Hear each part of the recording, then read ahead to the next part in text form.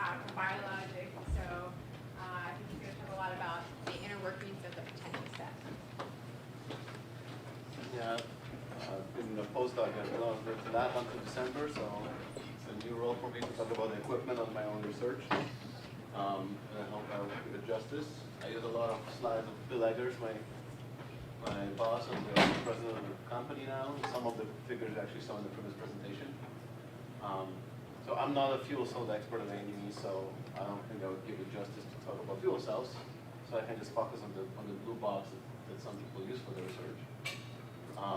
So there are different kinds of potential stats. Everybody's looking for something else. It's like you can get a sports car or an SUV, depending on what you need.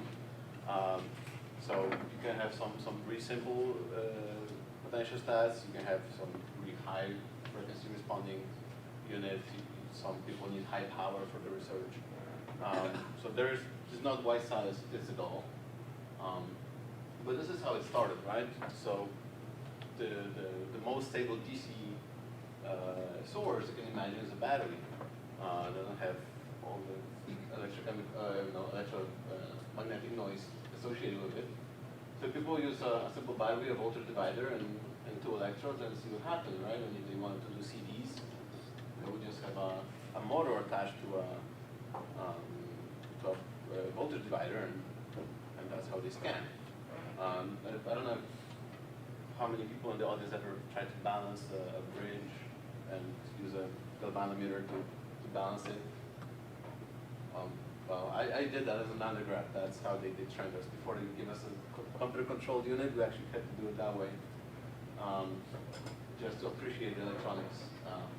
So classically, it started with just two electrodes. You studied the working electrodes. Used to be a dripping mercury electrode, and the other electrode was either a bead mesh platinum or a mercury pool, right? So the ratio was huge between the areas, so was the current density. So you would be polarizing your working electrode, but the counter wouldn't really change that much. And it could serve as a semi-reference. This works until the working electron becomes bigger and the currents become large, so now you cannot spread it around the counter electrode. And then again, you also have the solution resistance that adds into it. So then we need to add the third electrode. That's what the previous talk was about. So you can measure the voltage of your working versus some reference point is not changing while driving the current with your counter, right? So you saw this figure already, and you saw this one already too. So you just you drive the working electrode. You drive the working electrode by you force the current through it with the counter, and you monitor the potential of the electrometer, or you control the voltage here, and the power amp will supply enough current to make the certain polarization of working to occur. Now this little part of the electrometer here has certain parameters: maximum input voltage, that's one of the limits of the potential stat, and input impedance. So if you don't want any current to go through your reference, that means we are talking about gigaohms and teraohms of impedance, and that results in picoamps or so of current. Because to actually measure the voltage, unless you use some electrostatic measurement, you actually need to have some current going through your reference, but you want to limit it to as little as possible. Now, many reference electrodes actually have high impedance to start with, so. Another part of the circuit was the power amp. So that would maintain the voltage or current of the working electrode, and so it follows what you program it to do. So we just accomplish that by applying certain voltage between the counter and working. So there's certain maximum output current you can get, as you can imagine. So you get 20 amps, you can get more than that. The VAPT that was in the picture before was 400 milliamps, which is plenty for most applications. But you see, it has to span a lot of order of magnitude. So it becomes kind of a complicated device. And the maximum output voltage is also somewhere between single volts or 20 volts. Only specialized units go higher than that. And all this is important to measure the current you might need and the solution resistance. Now, how do you measure the current going through your working? You don't measure the current going through counter, right, directly. Rather than connecting working to the ground, you have the current going through another electrometer that just measures the voltage drop across a certain resistor. And you can imagine it's not just one resistor, there's a bank of resistors, right? So, and those are called current ranges, because your electrometer can measure a few volts.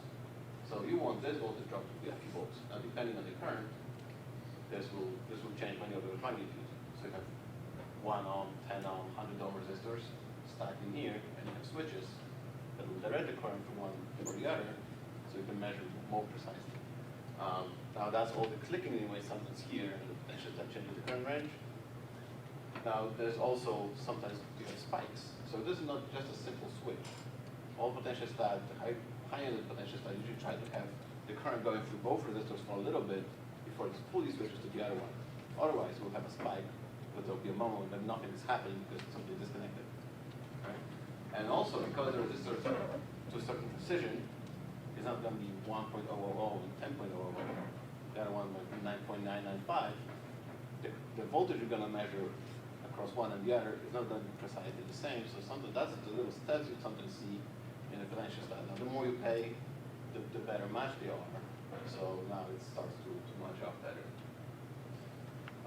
So that's what we'll be looking at right now, right? So it's becoming a little more complicated. And now we're also talking about differential electrometer, right? So we not just measure the reference electrode you see. On the previous figure, this was just looped around. Now we're trying to measure exactly versus working electrode. So you have this wire coming there, because working is not connected to the ground anymore. But now, the thing is, this is, go back. There's certain current going through this wire. And so there's certain only drop associated with it. If we're talking about microamps, there's nothing to worry about. If we're talking about higher currents, now this might be, you might have a few millivolts. And some people will split hair that would actually happen at this voltage and not 2 millivolts higher than that. So now to be more precise, you change the wire over here, you add a separate wire.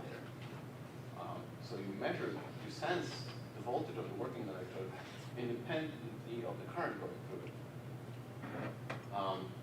And that's what I just said about that. So that's important when you talk about fuel solid batteries, when you talk about amps of current. So you have the 4 electrodes configuration now, which is often used in memory science, for example. Or you can imagine the battery having actually 2 contacts on each end. One supplying the current, the other was just for sensing the voltage. So you don't need atomic contact. And then, if you want to monitor the counter electrode as a measure, as I mentioned before, because all that you usually see in the plot is where, I don't know if there's a trough here. When you have your the current versus voltage, the working might be doing this, but now I have no idea where the counter is. The counter might be doing, the current must be the same, right? But it's either if it's a much bigger electrode, it's not going to polarize a lot, so your counter will just do this. Or if your counter is polarized just as much as the working, it'll do something there, and you don't even know what it is, right? You don't know what it is unless you have a separate connector there, and you have another electrometer to measure your counter, and as you see, the gamma is actually the same with the 5 V's. So now you can sense the voltage of your counter electrode, so you can plot your counter electrode versus reference, and have apparently 2 CVs at the same time, right? So that grows even more complicated. So you can have either 2 electrical connection, you can have 3 electrode connection or 4 electrode connection, depending on what you do. But then there's some other characteristics about potentiostat, which is speed and stability. So whatever happens on one electrode, the power amp has to respond to it, right? It's going to do with a certain speed, a certain response time. You can adjust that in many potentiostats. You usually want to respond quickly, but if there's some random oscillations, you're going to amplify those, and your system is going to go out of bounds. So you really want to adjust your bandwidth, it's called in our software, the speed at which you respond to any changes in the system. And then, as I said, if you're trying to look for little ripples on your signal, that might track the potentials out of stability. So there are a few other capabilities. I don't want to make it a commercial talk, but there's a few things you might look for in the potential style, like floating capability. So the instrument ground won't be the earth ground. If your sample is grounded, people do pipeline corrosion studies and things like that. Because something more relevant to science is like about TEM, your sample is actually grounded. So your working is on the ground, but you see, to measure the current going through working, you actually separate from the ground using that resistor, right? So now you want your instrument ground not to be earth ground, so you can actually measure those things. So some units have this floating availability, it might come in handy. And then you can have some filters, you can have a lot of electromagnetic noise, you can try to filter that out. You can do it either with the hardware as it's coming, or you can filter your data afterwards with digital filters. There's some trade-offs in either case. Many potentials that will have auxiliary inputs, so you can sense external signals or send signals out to temperature control, monitor, QCM, trigger signals. But now I want to go to shielding. And we're talking about how it really works. Now why you see the potential styling is a lot of pins in the front panel, like where do they all go? And it's 5 cables at the end, right? Well, you need to shield your cables. Let's say there's some noise source, a radio station, a cell phone tower around, the cables in the wall that carry 60 hertz signal, right? There's some electromagnetic noise around us, and there's a receiver, there's a cable, right? And this is some typical data. You have a fairly strong source of 100 millivolts, but just to show you, this is about ½ an inch of a cable. That's what you get at 2.5 picofarads.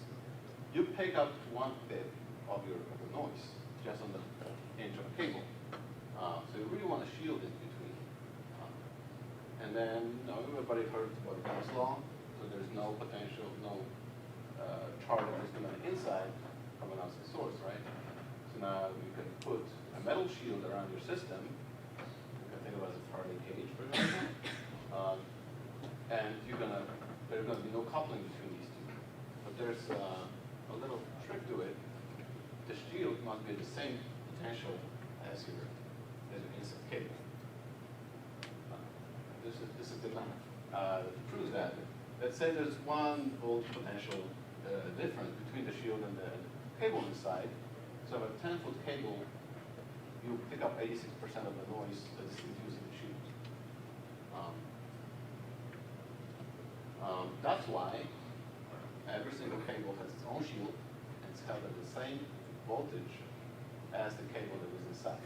So all of those little guys here, each of them is a coaxial cable. Now there's another problem, is the magnetic fields. So it's very difficult to shield for magnetic fields. You see, you would need like 1/8 of an inch of steel, little wires, and it still wouldn't work that well. 50 hertz when you have a lot of noise, right? So that's not really feasible. But there are a few strategies though. You can, of course, increase your distance between the source and receiver. So that you see TEM rooms to have very low noise in their the circuits are shielded all around, and they make sure there's no power coming in the walls. You want to run your cables perpendicular to the magnetic field lines rather than parallel, right? So you make less. And shield the source. It's usually easier to put a shield on the wall than to those little cables. But one of the most effective strategies is just to use twisted pair of cables.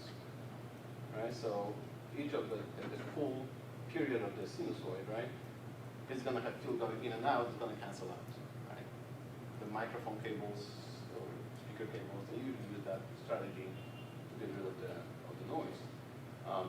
But the thing is, you cannot ground that shield. Otherwise, you have this deep loop right here. Right? So that's one of the things you can do. So this is all engineered into the cell cable that you buy, with whatever extensions you run from there. Well, we didn't do that. It's on you. So that's because sometimes we'll explain an experiment, it looks like this, and then coming in the lab looks like that. It's like, oh well, there's a bunch of things that could be done. That's PhD comics, my favorite website. Okay. So now a little bit more about digital versus analog. So all the instrumentation inside is digital. So this here about 16-bit digital analog converter. That means it can divide whatever the range into 2 to 16 steps, right? 65,000 steps. And now with our potential stats, you can actually adjust the potential range. There's a few listed you can pick from the list, but you can create your own custom voltage range. So if you use -10 to 10 volts, the maximum, your resolution is about 305 microvolts. If you know that you cycle your, let's say in the field of batteries, let's say I do my cycling between 2.5 and 3.2 volts. I wouldn't put 2.5 and 3.2 and 2.4 and 3.3 just to give myself a little extra, right? So it's going to overload. But then my resolution is going to be 10 microvolts, not 300, right? So you can adjust that to match your needs perfectly. You don't have manual adjusting with the current ranges. They go usually in decades because that's driven by the resistor that you measure across. Right? But again, if you're measuring a current of 100 milliamps, your resolution is probably 3 microamps or something like that. So if you measure a few microamps, or you don't have 3 microamp steps, because the potential side is wrong. It's just that's the resolution. You adjust your current range or let it out the range, it'll match better. So this is the analog scan. If you use the battery and the voltage divider, or a true analog potential stat, you can also buy. You'll be a smooth line, and digital scan is a little staircase, right? Now you have your double layer in electrochemical cell, right? And the double layer is a capacitor. And each time you put a step, you charge it, right? Or if you drive the potential. So if you drive the potential across the capacitor, that's the current you're going to get, right? So the higher the scan rate, the higher the current you're going to measure. And that's not the Faraday current that you want. That's just the background that's going to offset your things out there higher and higher. So the thing is, if you do an analog scan, you're going to have this capacitive current going all the time. If you do a digital scan, you're going to have a flat potential here for a little bit. That means you're not going to charge a capacitor with your scan rate, right? This is zero there. But you still are charging your capacitor, right? It's just in the stepwise mode. So you're going to have a spike of the current at the beginning of the step, and you're going to decay. And that's what you see here. So this assumes that you have about the same starting current for capacitive Faraday and kind of match them on a time scale. Yes. So you see how that actually one decays much faster than the other, even if they start off similar. So while the Faraday current will decay over a period of time, the capacitive current will go over an exponent.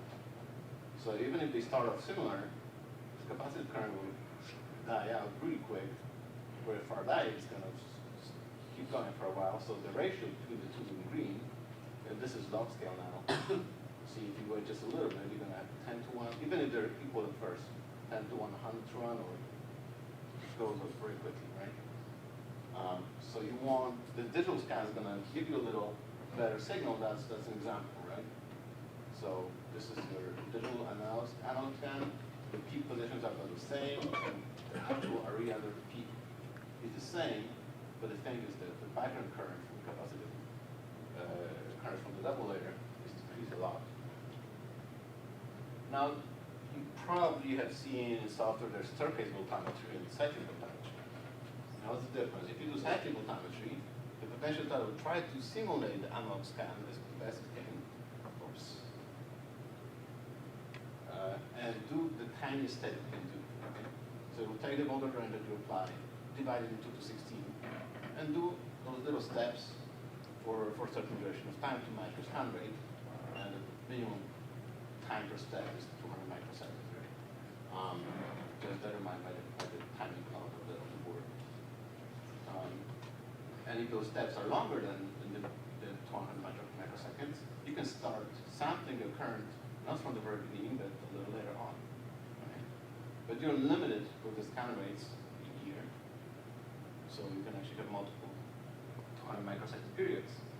If you do, and then you can take all of those values and average them out over a few steps, right? To create a simultaneous noise, and you have your final CD. But the other way to do it is just use a circuit voltammetry. So you're going to do one big step. So your capacitive current is going to be much higher here. It's going to die out really quick, and now you can sample the last 50%, for example, and that's going to increase your capacitive current a lot. Then there are some other voltammetry techniques. So rather than doing just a linear scan up and down, you can apply some AC on top of that, right? Or you can do large amplitude voltammetry. So rather than having a linear scan like this, it's going to be a sinusoid, right? And the difference here, your scan rate at the vertex, either here or this, is 0, right? So it slows down because here it's a step change. Your scan rate is this, and then it's this. So you're going to have deep step in the capacitive current. That's this deep rectangle on top of which you have your CD. If you do it this way, you'll get rid of that because there's 0 scan rate at the end. So it's going to come to a point. But also, this is, you know how in impedance spectroscopy you want to stay in the linear region, right? Here, or out of it. So you actually start seeing higher harmonics of your current when you drive it that way. And that also gives you some more information. But then on top of this AC-DC combined technique, you can also have pulse voltammetry. So I was told that some people in this field actually use that. But this is how pulse voltammetry started. Okay, I'll just skip through that really quick and go to EIS. So that's a double layer. I'll just take a few minutes for this. So the circuits were mentioned. We have different representations. But what I wanted to get at, yeah. So there are different ways you can do impedance spectroscopy. Either you drive the voltage in a sine wave, and you record the current, or you drive the current and you record the voltage. Right? Either one is fine. So use fast Fourier transform to get your phase-sensitive signal. You need some extra electronics on your board or protection stuff to make it happen. There's quite a few settings you can use. So there is an AC amplitude, right? And you want to make it small, so you stay within the linearity region of your ID curve. But then if it's really small, your currents are going to be even smaller. So now you're limited by the noise that you get.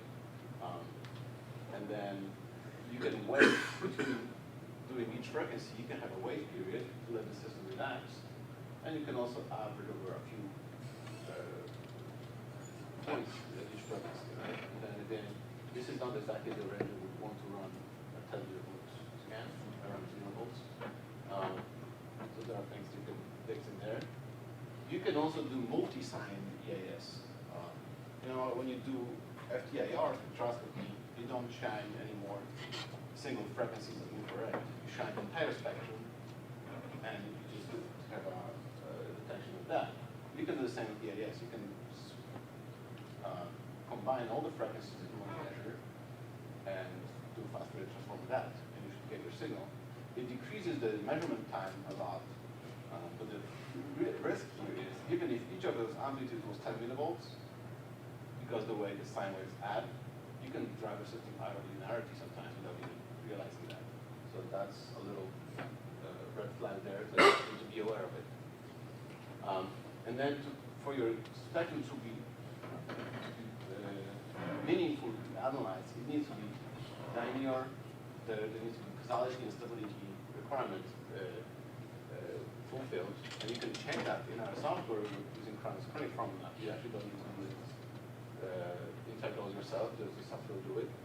But if it doesn't pass through this test, your spectrum is technically quantitative. So that's the picture I took of a poster one day. So you can analyze any set of data, but the question is it meaningful? So this is from Professor Orazem's presentation. I highly recommend on his website. He talks a lot about impedance. This is just to show you how much noise contributes to that. That's going to be the last thing I'll say. Second to last. So there's your perfectly modeled data, right? You can calculate what's the response of the circuit, right?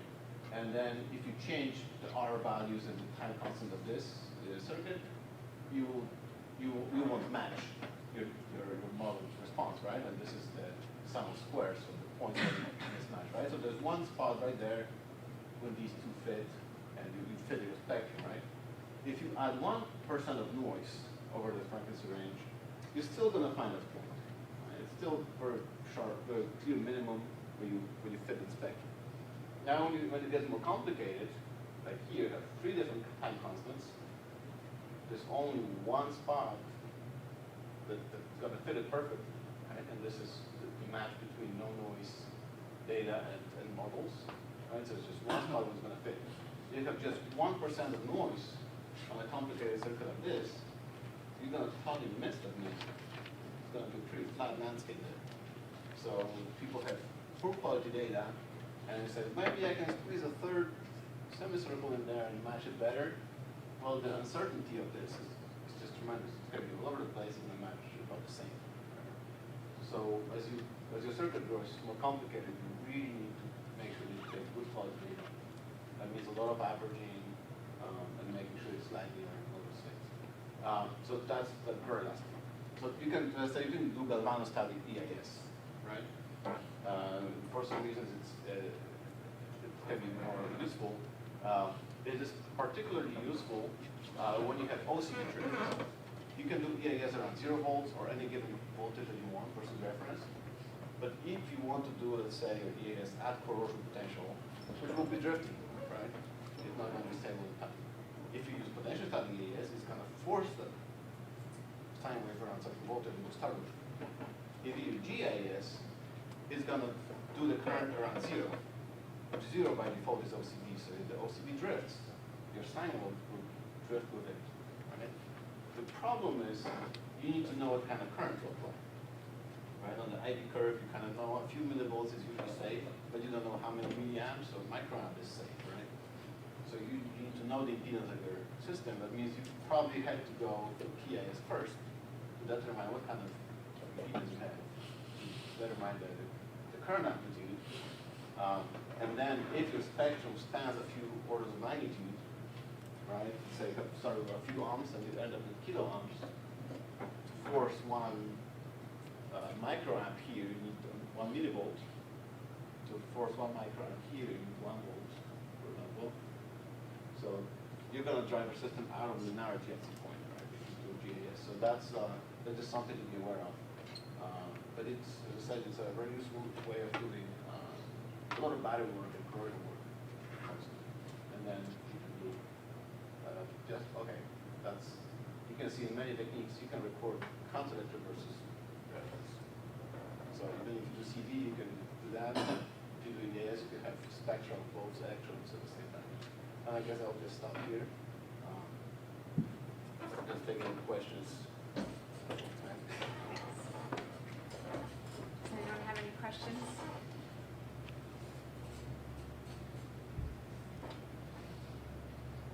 Oh, yeah.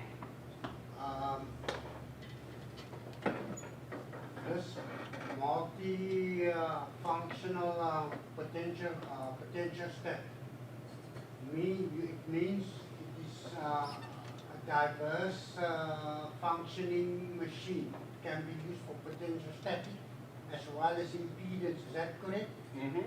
Yeah, you can do all with the same board. You can do a variety of functions. Yeah, you can stack techniques, you can do your, let's say, impedance, you can even do staircase impedance. For example, you put in one potential, you try to DC somewhere else and do another impedance spectrum. And people do in the type works, you get their flat band potentials and that stuff. So what does it cost? Well, I don't want to do a commercial work. I want to focus on science, but I'll talk to you. It's not a secret. I just kind of want to keep it more technical.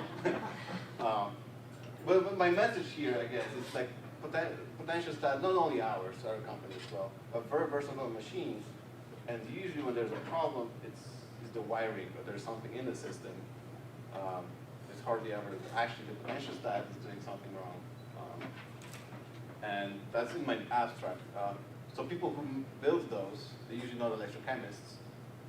They do electronics. They build, so they put some circuits together and like this works. People who use it, they usually know electrochemistry. We would at least hope so. For the most part, there's a lot of surprises, especially batteries. People just jump in without knowing anything. And they just assume the box is going to do everything for them, but like you actually need to know something about it to use it properly. But like race drivers like to talk to their mechanics so they can race better. So if you know how the box actually works, you can push it further and get better data. Right. Well, and he's actually going to be here all the conference, so individual questions will hold. Yeah, I'll be happy to answer them.